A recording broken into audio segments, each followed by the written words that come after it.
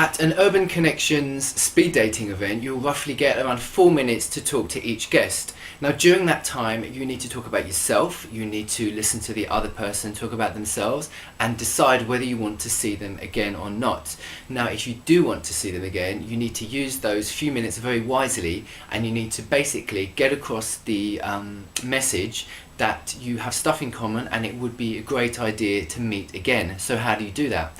Well, first of all, you need to establish a rapport with that person. So you need to find out if you have anything in common. You can ask them what their hobbies are. If you like to travel, you can say, where did you last visit? If you like to read, what was the last book that you read? And once you find you have something in common, you need to reinforce that. So you can say, oh yeah, you went to Africa. I went to Africa too, that's great, yeah. Or yeah, I read that book. Yeah, I'd love to discuss that with you to see what you thought. You're basically giving them a little hook. After getting the hook, you need to ask a slightly more personal question. You could ask something like, do you have any secret hobbies, or what's the biggest mistake you've ever made? If you're looking for a partner who's ambitious, you could say, where do you see yourself in a few years' time, or what's your dream job?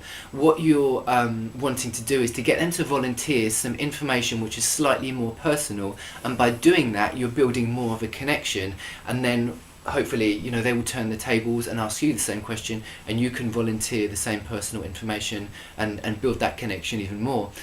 Now, when you're asking questions, you need to be unique. At an Urban Connections speed dating event, you'll meet on average around 40 single guys. Now, if you're going to ask each one of those guys 40 times, where do you come from, what do you do, blah blah blah, it's very monotonous, not just for you but for them as well. I've seen this a lot, and I really would advise you to think of some unique questions, okay? Think about what I'm saying here today, the night before, and maybe just take a sheet of paper and just write down some ideas that you can actually take with you to the event. That's fine. I guarantee 100% if you do that, it will make you stand out, definitely, because not many guys do that.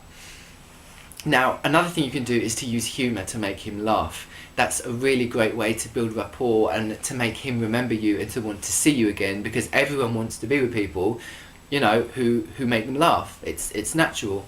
Now, if it's not your thing, if that doesn't come naturally to you, then that's fine. Don't try and be anything that you're not, because you need to be comfortable. There are certain things you certainly don't want to talk about, ask questions about, and certainly not make jokes about, and that's religion, weight, age, politics, previous relationships, anything like that. Any sensitive issues you want to steer clear of, definitely. Now, you need to be polite. What I've seen a lot in the events that I run is that a guy will sit down opposite someone he's not really interested in, and he'll maybe make some little comments that are not very nice or something like that, and what he doesn't realise is that the really hot guy who he's just about to date next actually overheard him, so he's ruined his chances. You have to remember that there are other people within earshot of what you're saying, and if you say anything negative, you could ruin your chances. Now, if you want to see more tips or more dating information, you can visit urbanconnections.co.uk, and you can also see our speed dating events, which we run monthly. So thanks for watching, and I wish you luck if you do try speed dating.